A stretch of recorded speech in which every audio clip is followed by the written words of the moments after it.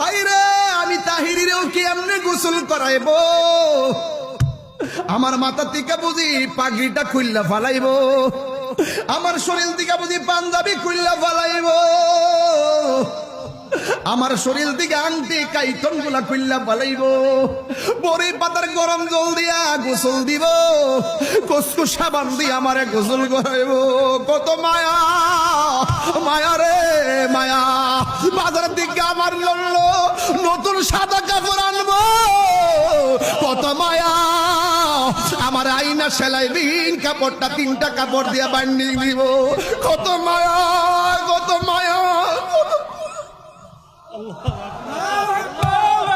আরে কত মায়া, মায়া রে। হাজিগঞ্জের মানুষ কত মায়া। মসজিদের পালকি না আমার আস্তে করে শোয়া দিব, কত মায়া।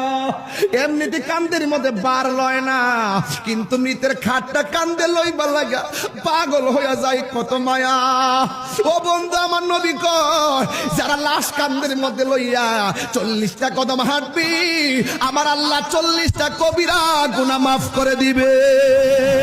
এত আদর করে আমার কান্দে কইরা জানাজার মাঠ নিয়ে গেছে, এমন ভাবে আবার আতুর দিয়া লাইন ধরে মানুষ দাঁড়াই গেছে, কত মায়া গো।